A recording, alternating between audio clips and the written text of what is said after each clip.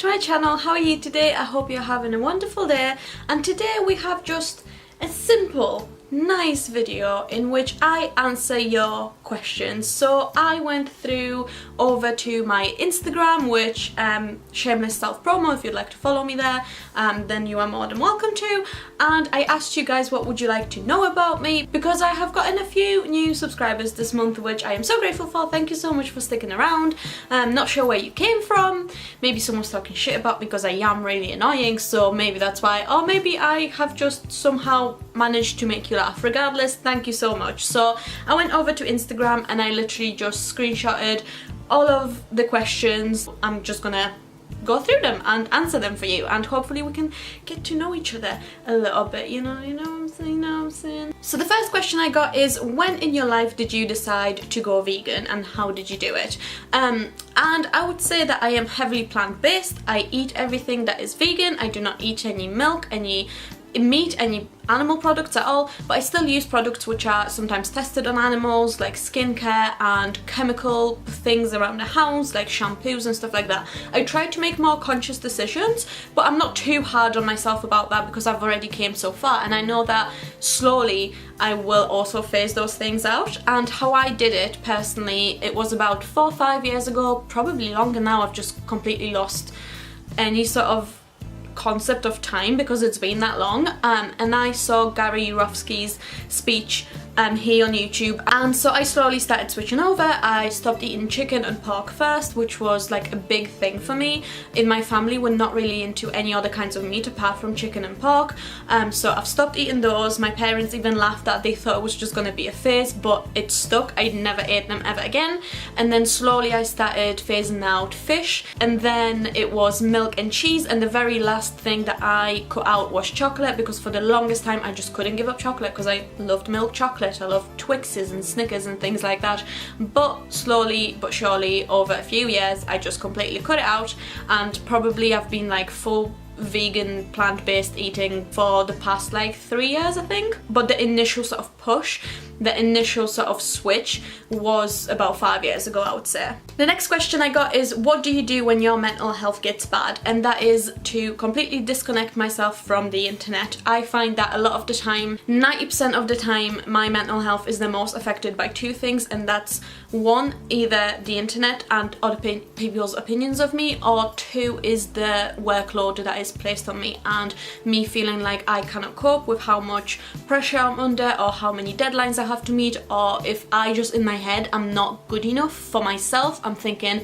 if I just worked harder I would have done more, if I just did, do you know what I mean? So I try to take a step back from everything that I do. I try to organize myself, and I find that a lot of the time actually it helps me to make a list of the things that I really need to do, because I think a lot of the time I sort of make it much bigger and scary in my head than what it actually is. So I'll sit there and be like, oh my god, I've got so many things to do, so many things to do, so many things to do, and when I go to write it down it's actually like 5 or 6 things, and I didn't realize it's just that I was making it a lot worse in my head. So I like to take a step back, I like to organize, and then I like to take a few hours or an evening just to myself, just to breathe, just to compose myself. And even if it's as simple as having a bath and doing my skincare and then having, you know, a movie night with Owen and some snacks, if that's what will help me to just compose myself, and then the next day I'm ready to start and ready to, you know, tackle whatever task it is that's making me feel under pressure, then that's fine, that's what I'm gonna do. So I think just taking a step back, gaining perspective, grounding myself and knowing what I'm gonna do, planning out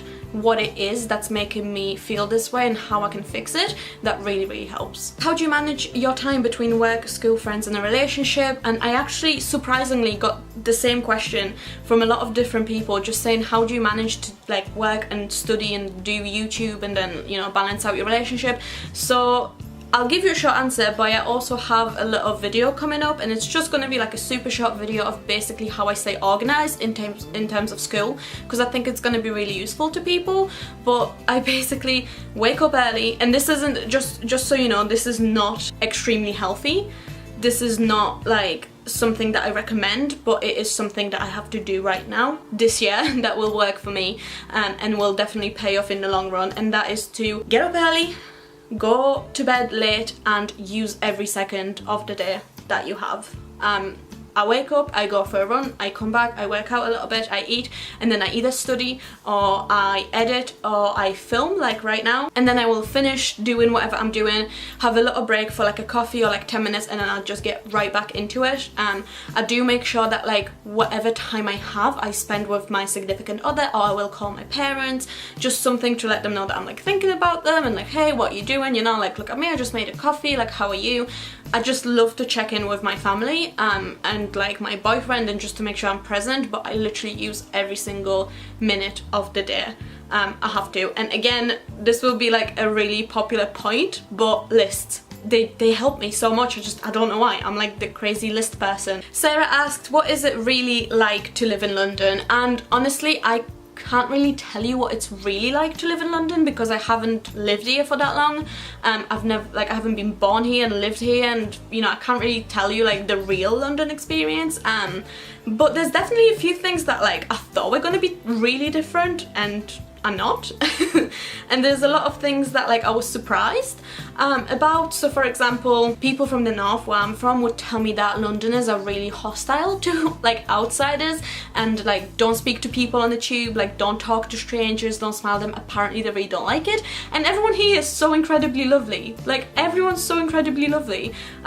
When I was in Starbucks when we first moved in, this is like a really short irrelevant story, but this man was walking past me and he was like, hiya, sorry darling, hiya honey, just to let you know, your coat's gonna fall on the ground.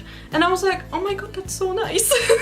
Like you didn't have to tell me that, like why would you care? And it's such a small like thing, but it just made my whole entire day. Or even if people pass you on the street, they're like, excuse me, sorry, thank you so much for moving. Like everyone's just so nice. So yeah, it was weird. It was weird that it was so nice when I was so prepared for them to be really cold and like not very nice. So it was a really nice surprise. Another question I got is, what do you eat in a day? Also, love you, have an amazing day. Thank you so much, love you even more, and have a wonderful, wonderful day. I actually have a video where I filmed every single day for a week, everything that I ate, what I did throughout the day, and it's just basically like come and hang out with me throughout my whole week kind of video. So if you're interested in that, that should be up sometime soon. Do you have a favorite conspiracy theory? Yes, I love conspiracy theories. I love entertaining them. I don't think I'm like a hardcore like tinfoil kind of person, but like I just love to hear about them. And sometimes when I listen to podcasts and they like go right into detail, I'm like, oh my god, could this actually be true? And then it brings me right back out because I'm like, no, but maybe. So my favourite ones are the Kennedy assassination, 9/11 cover-up, aliens in Area 51, like secret societies controlling the world. Yeah, I'm so into it. I love it. I love hearing about it. I love watching videos about it. I just love like trying to dig and finding out like maybe there's more to the world than there actually is. There are powers at work beyond our understanding. No, there aren't. What was it Shakespeare said? He said a lot of things, Jeremy. He basically said something about how there are more things there than there are actual things that you can see with your eyes. That's not the exact quote. Isn't it? The next question I got is, do you colour your hair? It's so pretty, thank you so much. No, this is all my natural hair. This is virgin hair. Natural as in the colour, I do curl it, but I've never had this dyed. I've never done anything to this. So yeah, there you go. If you want to potentially go to your hairdressers and ask for this colour, this is European blonde or mousy blonde that I've heard that people call it. So and the next question is actually, that hair colour is gorgeous, what would you call it?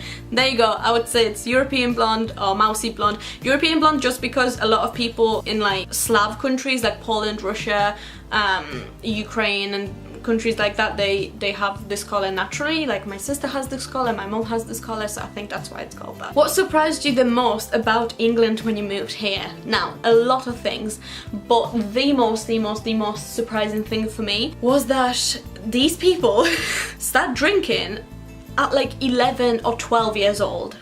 Like 13, 14, they're like necking bottles of vodka. And to me, that was a shock to the system. Like I would have never. So by the time I started drinking, which was 18, 19, 20, they were already like they were over it. They were like, oh no, we don't do that anymore. Like that's what we did before. And I was like, are you kidding me? Like I didn't drink at 13. I want to drink at 19. So I was really disappointed because I kind of like missed it. But yeah, that was like one of the biggest things, was that they drink so in the childhood pretty much. Obviously probably not everyone, but everyone that I knew. There's also a lot of people asking me where I am originally from. I am Polish. Hi, hello, I'm Sarah, I'm from Poland. I've moved over to England, the northeast of England, when I was about 12, I think. I can't remember anything from when I first moved because it was so incredibly traumatic. So I hope that helps, and that's why my accent is all funny, because I literally just pick up things that I hear. And so it literally sounds like I'm from all over the place, so I hope that helps. Next question is, did your parents disapprove of your tattoos? Yes. My parents actually hated my tattoos. In my dating coach says tattooed woman shouldn't be dating video, I said that Poland is extremely conservative in terms of tattoos, especially young women having tattoos. It is mostly this mindset of like prison and gangs and stuff like that. It's probably changed now, but when I was younger that was very much the thinking, and that's very much my parents' thinking. My dad used to be a prison officer, so very much for him tattoos equaled, you know, not very nice things. So they were quite shocked, especially when some of mine are like barbed wire and daggers. A lot of daggers.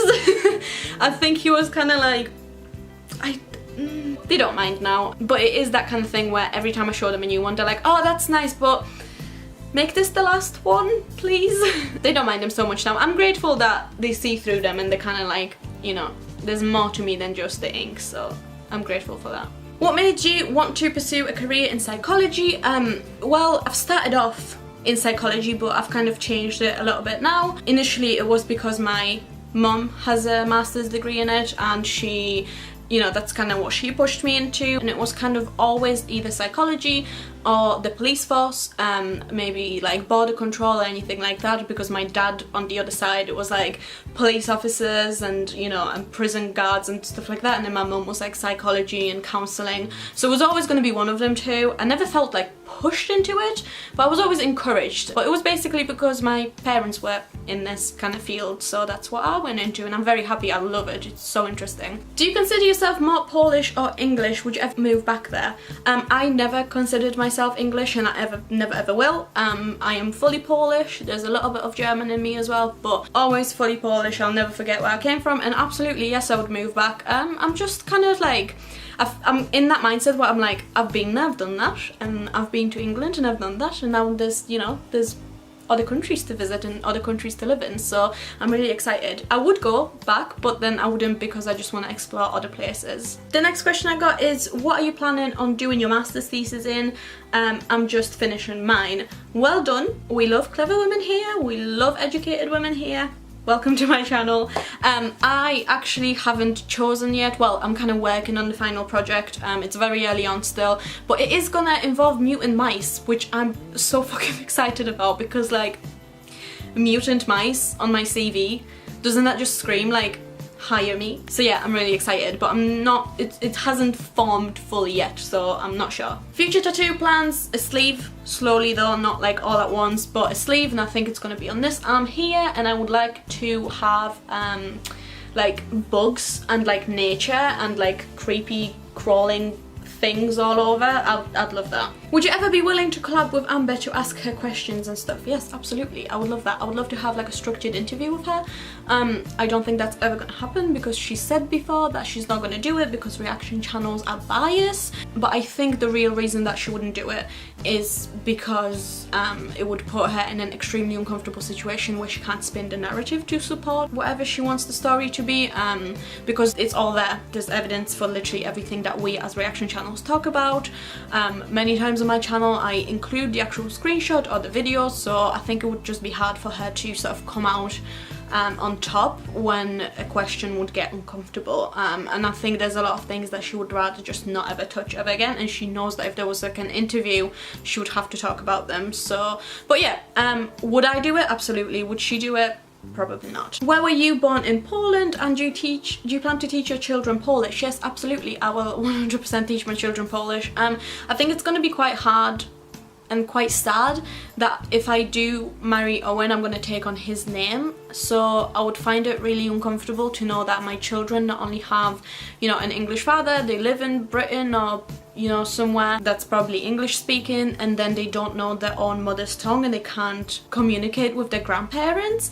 I think that would be really, really sad, and I would never want them to like not know the culture, because I wasn't born here, so they would technically be the first generation born somewhere that's not Poland out of my family. So I would never want them to not be able to speak my language. I would never want them to not be able to know the traditions and culture. So I think I'm going to be one of those annoying parents who really place a lot of focus and pressure to make sure your child gets the best of both worlds, best of both cultures, and everything that comes with that, including languages. And if I learn any more languages, for example French or German, which I would love to if I have time later on, maybe in the next few years, then they will also learn that too, along with me. Okay, that is all of the questions that I have time for today. I've been filming for like 45 minutes, so I hope that I got around to your question. If not, you can always DM me, you can always tweet me, you can always get, you know, into contact with me somehow. I've got my email, I've got my comments, like any way you want. I hope you're having a wonderful day.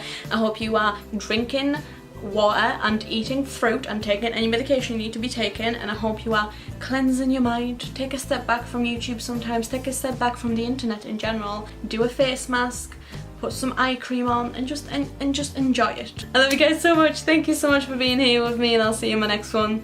Bye!